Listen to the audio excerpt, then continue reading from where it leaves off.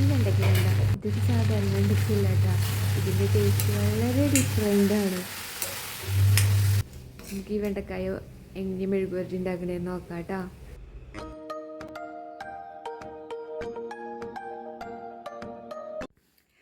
ഇന്നത്തെ സ്പെഷ്യൽ ആനക്കൊമ്പൻ വെണ്ടയാണ് കേട്ടോ. ഇത് മേമ കൊണ്ടു തന്നതാ. നോക്കിയതിൻ്റെ വലുപ്പം. അപ്പോൾ ഇന്ന് നമുക്ക് ഇതുകൊണ്ട് അസലൊരു മെഴുകുവരട്ടി ഉണ്ടാക്കാം. അപ്പോൾ വെണ്ടയ്ക്ക നന്നായിട്ട് കഴുകിയെടുത്തു കേട്ടോ. കഴുകിയെടുത്തിട്ട് രണ്ട് സൈഡും വെട്ടിക്കളഞ്ഞിട്ട് നമ്മൾ കട്ട് ചെയ്തു. ഈ 4 എണ്ണം മതി, 4 പേർക്കുള്ള ഉപ്പേരി കിട്ടും ഇത് വാട്ടിയിട്ടുണ്ടെങ്കിൽ.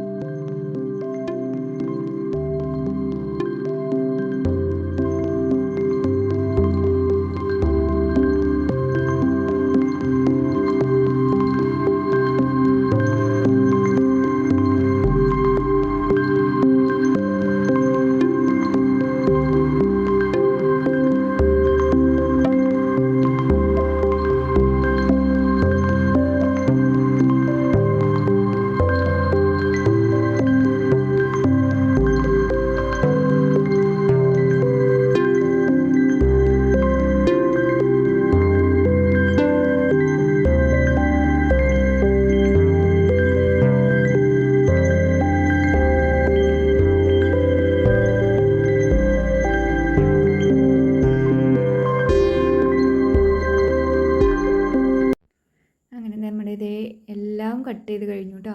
നല്ല ചള്ളാണ്. പിന്നെ ഇത് ഉള്ളി വേണമെങ്കിൽ ഉള്ളി എടുക്കാം. ഇവിടെ 2 സവാളയാണ് എടുത്തത്, വേഗം പണി കഴിയാൻ വേണ്ടിയിട്ട്. സവാള എടുത്തിട്ട് ചെറുതായിട്ട് അരിഞ്ഞു വയ്ക്കാം.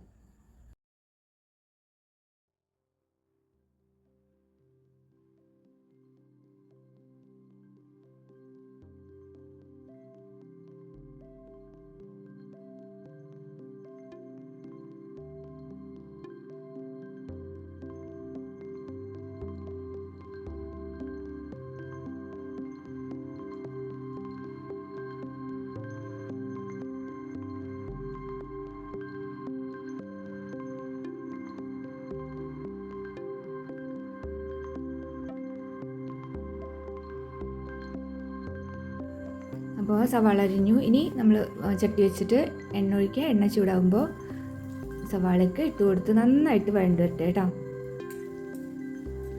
കുറച്ച് ഉപ്പും കൂടി ഇട്ടിട്ട് ഒന്ന് മൂടി വെച്ചിട്ടുണ്ടെങ്കിൽ വേഗം നമുക്ക് വഴണ്ട് കിട്ടും.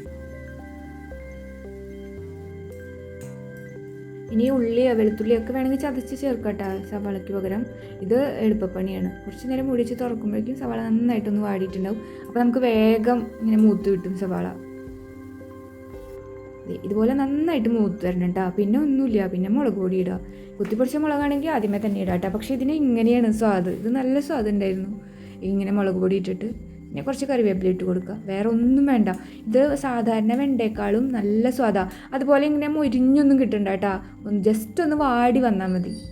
അപ്പോൾ നമ്മൾ മുളക് പൊടിയും കൂടെ മൂത്തപ്പോൾ നമ്മുടെ വെണ്ടക്കായ ഇട്ട് കൊടുത്തു കേട്ടോ. കളർ കണ്ടില്ലേ, എന്ത് ഭംഗിയാലേ, നല്ല രസം. അതുപോലത്തെ എന്താ പറയുക, ഒരു 2 കട വെണ്ട വീട്ടിലുണ്ടായാൽ മതിയില്ലേ. എന്തോ ഒരു സുഖമാണ് എന്നും ഇങ്ങനെ വെണ്ടക്കായ തിന്നാം. ഇവിടെ ഒന്നും പിടിക്കില്ല കേട്ടോ വെണ്ടക്കായ. പിന്നെ നന്നായിട്ട് ഇളക്കി കൂട്ടി അടച്ച് വയ്ക്കുക. അടച്ച് വെച്ചിട്ട് മീഡിയം ഫ്ലെയിമിൽ വെച്ചോ കേട്ടോ. നേരത്തെ നമ്മൾ കുറച്ച് ഉപ്പിട്ട് കൊടുത്തിട്ടുണ്ടായിരുന്നു സവാളയിൽ, അത് പോരാ. അപ്പോൾ നമ്മൾ കുറച്ചും കൂടെ ഉപ്പിട്ട് കൊടുത്തു. അപ്പോൾ ഉപ്പും മുളകും ഒക്കെ നമ്മുടെ ആവശ്യത്തിന് ഇട്ട് കൊടുത്താൽ മതി കേട്ടോ. ഇനി ഇത് വേറെ പണിയൊന്നുമില്ല, അടച്ചു വയ്ക്കുക. ഒന്ന് വാടി വരും. ഇത് നന്നായിട്ട് ഇങ്ങനെ ഒലർന്നിട്ടൊന്നും വരില്ല കേട്ടോ.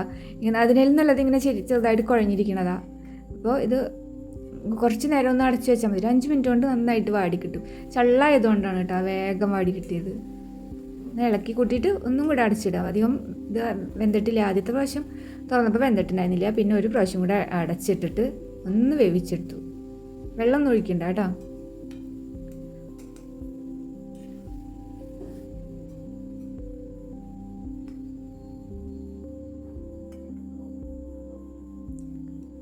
നമ്മുടെ ആനക്കൊമ്പൻ വെണ്ട പെരി റെഡി ആയിട്ടുണ്ട്. സൂപ്പർ ബെസ്റ്റ് ടേസ്റ്റാണ് ഇത്. ഈ ഇങ്ങനത്തെ വെണ്ടക്കായ കിട്ടുകയാണെങ്കിൽ വെച്ച് നോക്ക് കേട്ടോ.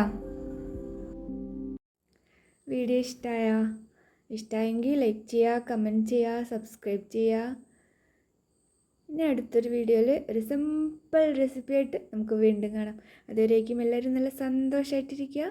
ബൈ.